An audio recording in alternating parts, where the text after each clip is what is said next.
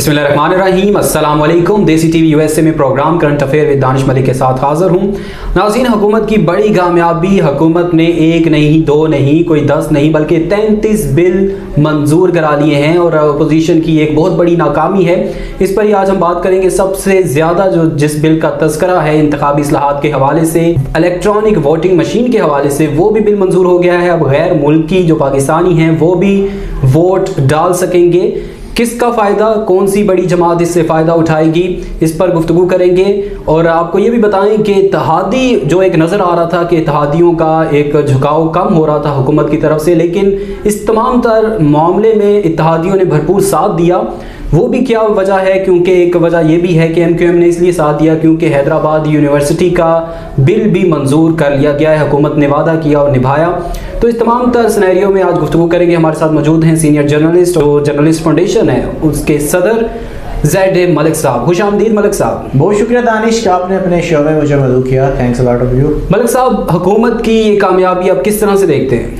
हुकूमत ने इसकी प्लानिंग की और हुकूमत काफ़ी अरसे से इस सारे के ऊपर प्लान कर रही थी और इसकी मनसूबाबंदी को उन्होंने हतमी जो है सिमत में ले जाने के लिए काफ़ी सारा काम किया और बिल आखिर आपने देखा कि वो कामयाब रहे। हर हुकूमत हम ये सोचते हैं कि अवाम के जो है मुफाद में काम करेगी, लेकिन यहाँ पर हमारे यहाँ जो हुकूमतें होती हैं वो अपने मुफाद के लिए काम करती हैं। इसमें बहुत सारी जगहों पे नज़र है। और इसी तरह सियासी जमातें, जैसे कि आपने MQM का कहा, हैदराबाद यूनिवर्सिटी का आपने जिक्र किया, तो वहाँ पे भी मुफाद उनका अपना ही था।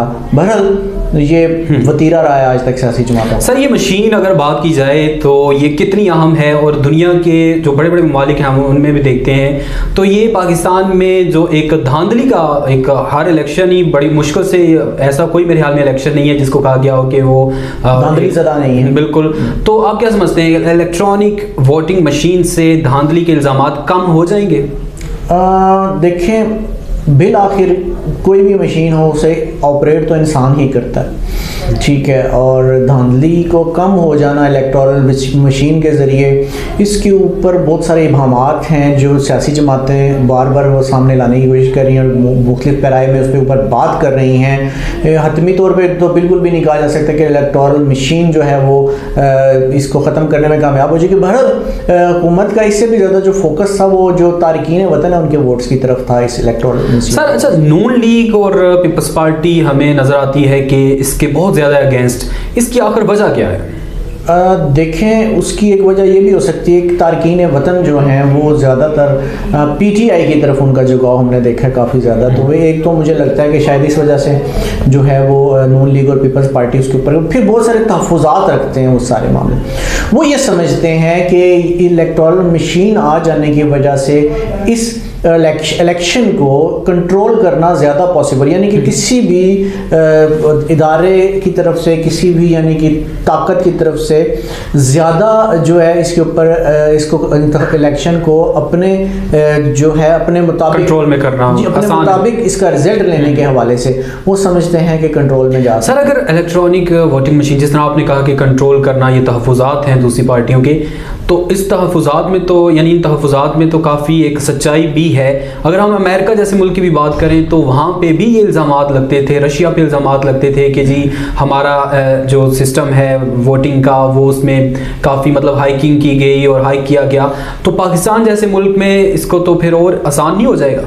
देखें, हैकर्स कर सकते हैं। एक चीज़ अगर डिवाइसेस पर मुंतकिल हो जाएगी और डिवाइसेस से मुंतकिल होने के साथ साथ वो वेब से कनेक्ट हो जाएगी, तो उसके ऊपर फिर ज़ाहिर बात है हैकर्स का बहुत सारे अवामिल असरअंदाज हो सकते हैं। उसको फुल प्रूफ कैसे बनाया जाएगा, उसको फुल प्रूफ बनाने के लिए इक़दाम क्या क्या किए जाएंगे, ये इंपॉर्टेंट है। और मेरे ख्याल से गवर्नमेंट अगर इस सारे तनाज़े से निकलना चाहती है तो उनको ये चाहिए कि वो इसके हवाले से भी फिर अपोजिशन को इकट्ठा करें, उन्हें ब्रीफ करें कि इसको फुल प्रूफ कैसे बनाया जाएगा और आवाम को भी आगाह करें कि इसको फुल प्रूफ कैसे बनाया जाएगा। सर, दूसरा ये कि ये चले बिल तो पास कर लिया हुकूमत ने, अपोजिशन इसमें बिल्कुल राज़ी नहीं है, मुखालफत की और खुलकर इजहार किया, शोर शराबा हुआ और हुकूमत मुखालिफ भी नारे लगे। लेकिन अगर अपोजिशन, एक ज़ाहिर सी बात है, अगर अपोजिशन दोनों जमातें जो बड़ी जमातें हैं पीपल्स पार्टी और इनके नून लीग के भी वोट देखे जाएं तो अपोजिशन एक बहुत बड़ी तादाद में मौजूद है। तो वो इसके खिलाफ है। तो कल को अगर ज़रा सी भी बात होती है इसके नेगेटिव जाती है तो फिर तो ये हंगामा बहुत ज़्यादा होगा, क्योंकि अपोजिशन तो पहले ही कहेगी कि हम इसके मुखालिफ हैं। जी ज़ाहिर बात है, देखें ना, उन्होंने तो भरपूर मुखालफत की है, खुल्ला की है। पार्लियामेंट का इजलास ख़त्म होने के बाद वो जब बाहर निकले हैं तो सारे इकट्ठे हो चुके थे और सब ने इकट्ठे होकर भी इसके खिलाफ बात की है। तो अपोजिशन ने तो अपना पूरा जोर लगाया कि इसको पास ही ना कराया जा सके, उसकी भरपूर मुखालफत। ज़ाहिर बात है फिर अगर उसमें से कोई प्रॉब्लम्स निकल आती हैं, उसमें कोई मसाइल पैदा हो जाते हैं, तो वो उसका रुख उन्हीं की तरफ होता है जो फिर जिम्मेदारान हैं जिन्होंने इसको करवाया। वो जो ज़ाहिर बात है, कॉमन सेंस की बात है कि उसी। अच्छा मलिक साहब, ये बताएं कि इस मतलब जो गैर मुल्की वोट है पाकिस्तानियों का, वो कितनी तादाद में मौजूद हैं गैर मुल्की वोटर्स हमारे?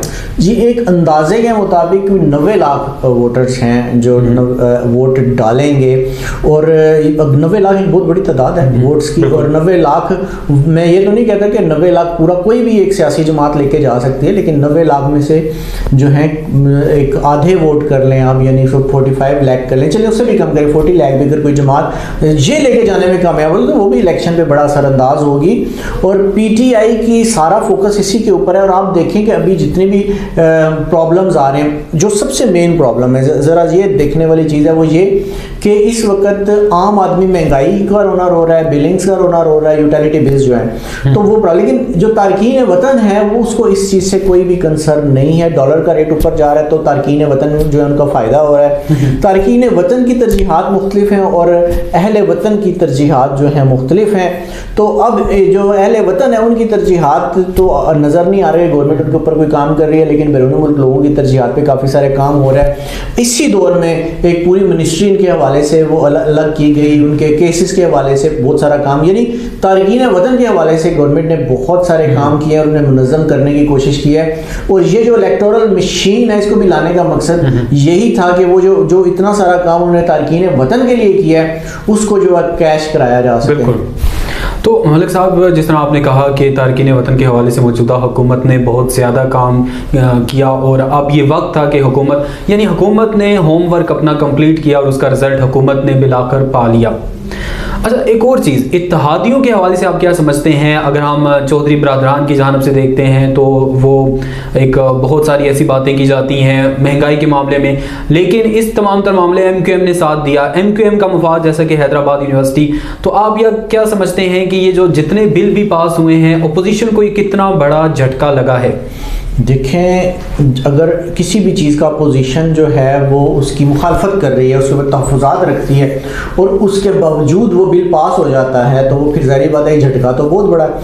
दूसरी बात यह कि जहाँ पहले हम बात कर रहे थे कि हर जमात या जो मुख्तलिफ़ किस्म के लोग होते हैं वो अपने छोटे छोटे मुफादात देखते हैं, और लेकिन इस इलेक्शन में अब और बहुत सारी ये जो वोटिंग हुई है, इस वोटिंग में आप बहुत सारी चीज़ें ऐसी देख सकते हैं जो बड़ी यानी कि आसानी से हज़म होने वाली नहीं है। जैसे कि आमिर लियाकत साहब इस्तीफ़ा भी दे चुके थे, वो हुकूमत से नाराज़ भी थे, लेकिन आप ये देखें कि वो भी पहुँचे हुए थे यानी वोट देने के लिए। और जब एक जर्नलिस्ट ने, एक सहाफ़ी ने उनसे बाहर सवाल किया असेंबली के बाहर, तो उन्होंने कहा जी के बुलाने वालों ने बुला लिया है और वो कर दिए, यानी कि उन्होंने बहुत सारे इबामात फैला दिए। बल्कि चैनल्स ने बाद में उनसे रब्ता भी किया कि क्या चक्कर है, किसने मजबूर कर दिया भाई कि आप वहाँ पे पहुँचे। तो वो फिर बातें गोल मोल कर गए, लेकिन उस वक्त कुछ बातें वो उगल भी गए, तो उससे ऐसे लग रहा था बिल्कुल असेंबली में भी कार फरमाते इसके पीछे। असेंबली में भी शोर शराबा काफ़ी हुआ, नारेबाजी भी हुई। और एक गुज़िश्ता कुछ अरसे में एक फ़िल्म आई थी, उसका नाम तो मैं नहीं लेना चाहूँगा, उस फिल्म का नाम लेते हुए भी नारेबाजी की गई। जो फिल्म पूरे ऐसे सिनेरियो पे बनाई गई थी जो कि एक नेगेटिव रोल समझ लें कि पाकिस्तान की जमहूरियत में है, उस हवाले से थी। तो मलिक साहब, क्या समझते हैं कि अगले इलेक्शन में ये इलेक्ट्रॉनिक वोटिंग मशीन पूरा इलेक्शन कवर करेगी या कुछ खास हलकों में इसका इस्तेमाल किया जाए? नहीं, जो गवर्नमेंट की प्लानिंग है ना दानिश, गवर्नमेंट की प्लानिंग ये कि इसको सारे में इस्तेमाल करवाए। उसकी वजह क्या है? अगर तारकीन वतन का वोट इन्होंने बनाना है, उस इलेक्ट्रॉनिक मशीन के जरिए लेकर आना है, तो फिर आप ये नहीं कर सकते कि इसको कुछ हद तक करें और कुछ हद तक ना करें, फिर उस पर बहुत सारे इल्ज़ामात उठ जाते हैं। इस वजह से इसकी पूरे तरीके से इम्प्लीमेंटेशन की कोशिश की जाएगी। तो सर, ये बजट में कितना असर डालेगा? क्योंकि अगर ये पूरा इलेक्शन के लिए तो फिर ये बहुत ज़्यादा बजट इनको रखना पड़ेगा। देखिए, हमेशा इलेक्शन के लिए बजट्स तो होते ही हैं, बिल्कुल, और हमेशा अच्छा खासा बजट होता है, थोड़ा बजट वैसे भी नहीं होता।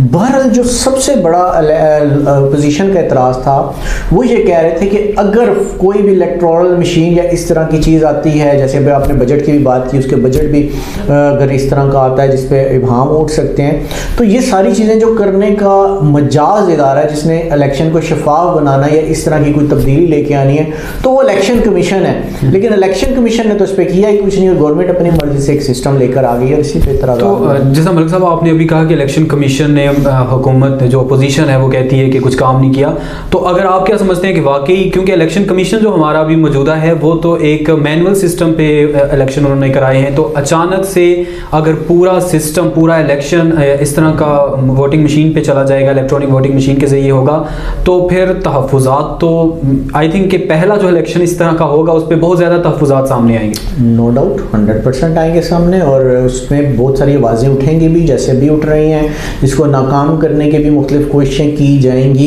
ये सारी चीज़ें तो गवर्नमेंट ने, तो क्या कोई थर्ड पार्टी या किसी मुल्क की मदद ली जा सकती है इलेक्शन? नहीं, मुल्क की दे लेना बड़ा मुश्किल काम है, फिर उसके लिए और बहुत सारे इबामात उठाएंगे। लेकिन जाहिर बात है जिन्होंने इसको बनाया है, जिन्होंने इसको डिज़ाइन किया है, जो इसकी सिक्योरिटी के ज़िम्मेदार होंगे, वो इसको फुल प्रूफ बनाने की कोशिश तो करेंगे। ठीक है नाज़रीन, इसके साथ ही आज के प्रोग्राम का वक्त हुआ जाता है ख़त्म। अब देखते हैं कि अगला इलेक्शन इलेक्ट्रॉनिक वोटिंग मशीन के ज़रिए होता है या नहीं, या कुछ और इसमें मज़ीद इस्लाहात लाई जाएंगी या तरमीम होंगी।